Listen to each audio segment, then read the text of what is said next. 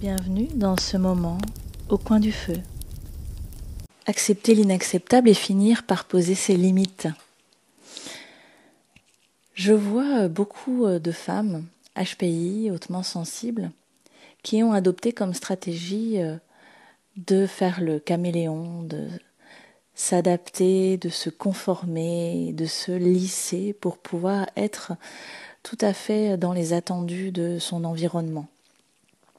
Et malheureusement, ça implique de très peu se connaître et de se perdre. Et d'ailleurs, si tu veux en savoir plus, je t'invite à écouter mon épisode « La caméléone a une estime d'elle-même pourrie ».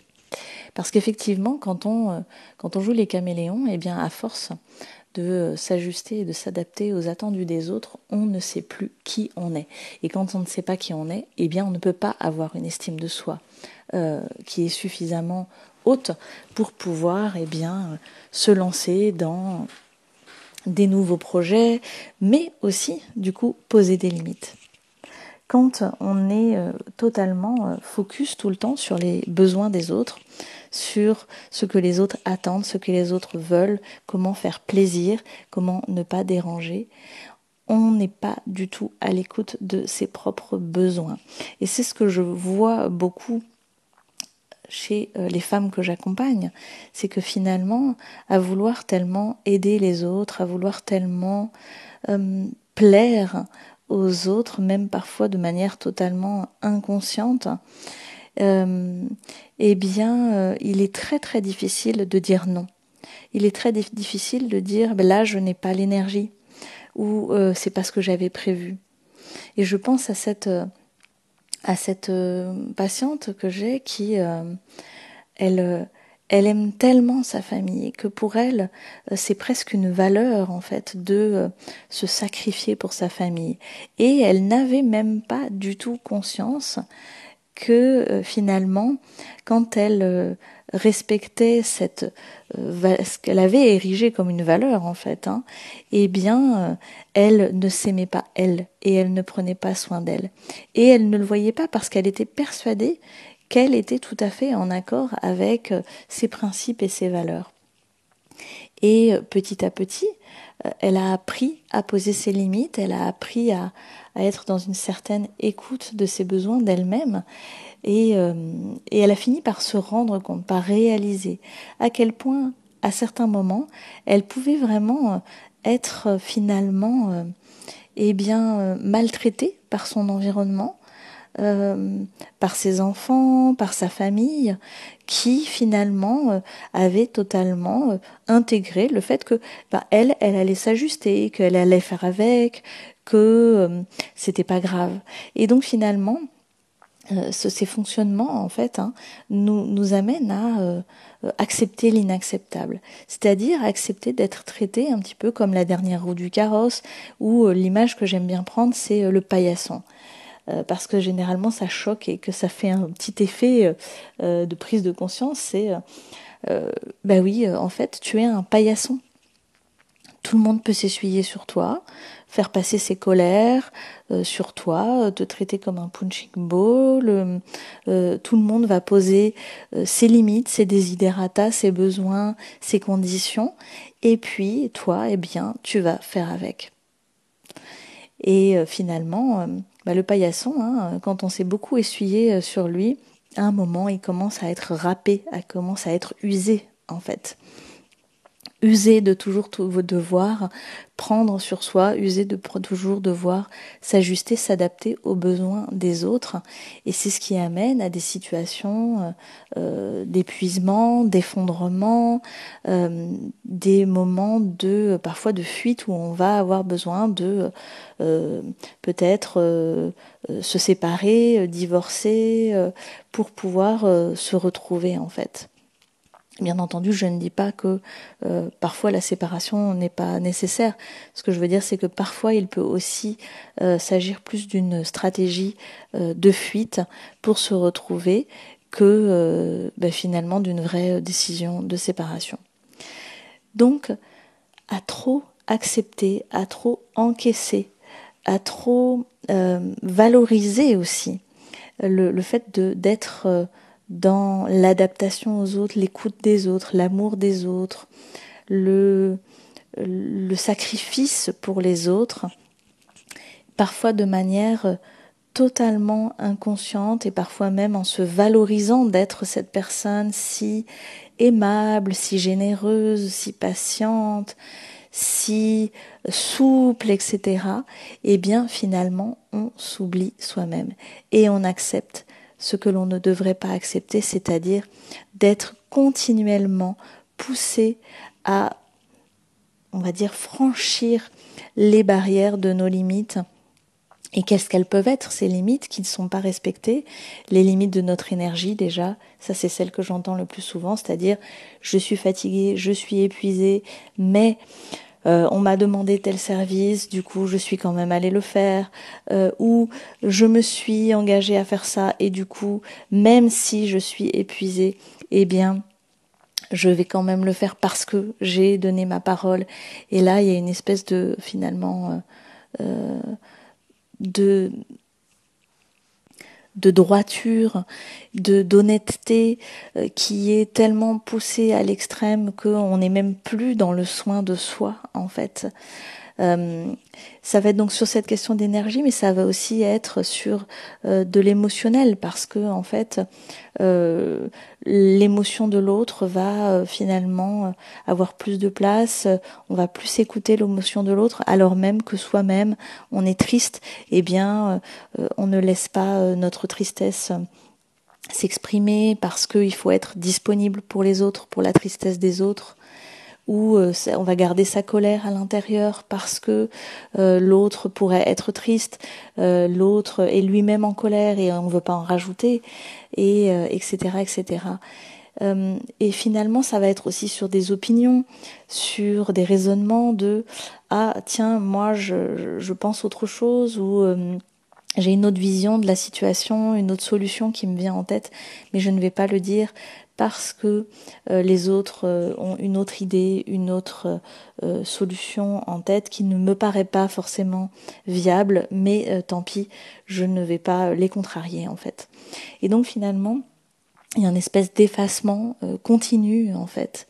Et c'est là où on respecte plus nos limites. On respecte plus nos limites physiques, on respecte pas nos limites émotionnelles, on respecte pas nos limites intellectuelles.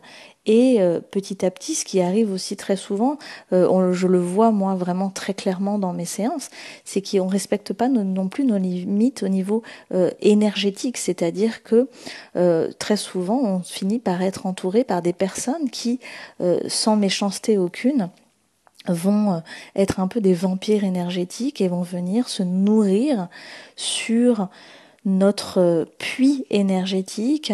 Et c'est des personnes, on passe 1 heure avec elles et en fait à la fin on est totalement fatigué, même physiquement, mentalement, émotionnellement, parce que cette personne elle est venue se nourrir dans notre énergie. Et donc on est vraiment en train de repousser les limites de tous les pans de notre être. Et malheureusement, eh bien ça, à trop forte dose, à un moment, ça nous amène à des situations de burn-out, des crises existentielles très très profondes, voire même de la dépression, des périodes de vie extrêmement douloureuses, tout simplement parce que finalement, on a trop longtemps accepté l'inacceptable, c'est-à-dire de se nier, de s'oublier, de s'effacer, de s'affirmer. Et donc, il est essentiel de pouvoir reposer ses limites petit à petit. Il ne s'agit pas d'envoyer balader tout le monde et finalement de passer en force dans la personnalité qu'on s'est construite. Il s'agit petit à petit de pouvoir apprendre à s'écouter. Il s'agit petit à petit de pouvoir entendre son émotion. Donc, le besoin qu'il y a derrière. Et ça nécessite de faire comme une pause dans son fonctionnement habituel. Donc, ça nécessite un effort, clairement. Ça nécessite d'adopter une stratégie nouvelle qui est ok, je reçois l'autre, je perçois l'autre, je ressens l'autre, j'entends l'autre, j'écoute l'autre, Et là, volontairement, consciemment, et parfois au début avec effort, je vais me retourner vers moi-même et écouter pour ressentir, percevoir, savoir ce qui vient de moi, comment je me sens, qu'est-ce que je ressens, qu'est-ce que je pense de cette situation. Et là, on va évaluer à quel point ça va être compliqué pour nous d'écouter cette part qui vient de nous parce qu'elle est très opposée à ce qui vient de l'autre, ou est-ce qu'on va pouvoir, eh bien peut-être, pour une fois, dire là, je ne suis pas tout à fait d'accord, là je ne peux pas, là je ne suis pas en capacité physiquement, émotionnellement, et ou tout simplement pouvoir dire là c'est trop pour moi, ça n'est plus respectueux pour moi. Et ça va se faire petit à petit sur des petites choses où on va pouvoir commencer à poser une limite, on va pouvoir petit à petit se respecter soi-même et expérimenter le fait que, eh bien, pour les autres, c'est OK. Parce qu'il y a quelque chose à casser là de si je pose mes limites, si je dis non, je vais être rejeté, je vais déplaire, je vais contrarier, je vais prendre de la place tout simplement en fait. Eh bien non. En fait, c'est tout à fait OK. On se rend compte que, en tout cas, déjà quand on l'expérimente dans notre entourage proche, des gens qui nous aiment, eh bien, c'est OK, c'est accepté. Oui, c'est déstabilisant, c'est vrai, au départ, parce qu'on n'a pas l'habitude que tu sois une personne qui puisse dire non, qui puisse dire là je suis fatiguée ou je suis pas d'accord. Mais en fait, c'est accepté, c'est OK parce que dans ton entourage proche, eh bien, on t'aime.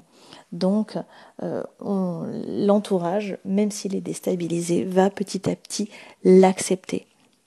Et à force de prendre confiance et de se sentir sécurisé par des premières expériences comme ça dans un entourage proche, on va pouvoir commencer à le faire de manière un peu plus élargie, dans le cercle amical, dans le cercle peut-être familial plus large encore, et puis aussi au travail et dans la vie de tous les jours. Et c'est vraiment dans cette affirmation de soi, dans cette acceptation de soi, dans le fait de donner de la valeur à nos émotions, à nos besoins, à nos idées, à nos envies, à nos désirs, que l'on va petit à petit créer des relations authentiques, vraies, parce que chacun pose ses limites et qu'on va être dans une vraie discussion où on va chercher le compromis en prenant en compte les limites de l'autre, en prenant en compte nos propres limites. Et là, on est dans vraiment l'authenticité, on est dans la vraie rencontre de l'autre et pas finalement dans ce camouflage, cet effacement de soi où là, finalement, on n'est pas réellement dans une relation authentique parce qu'il y a une part de nous qu'on cache. Et donc, la plupart du temps, les femmes HPI hautement sensibles, eh bien, elles aspirent à des relations authentiques, mais elles ont oublié que pour être dans une relation authentique, il faut qu'elle soit authentique. Et donc, qu'elles s'assument totalement de pouvoir s'affirmer et poser leurs limites, parce que c'est ça qui va créer la relation authentique. J'espère que ce podcast va t'inspirer, te donner des clés et te donner surtout envie, enfin, de te connaître et de te rencontrer. Aho.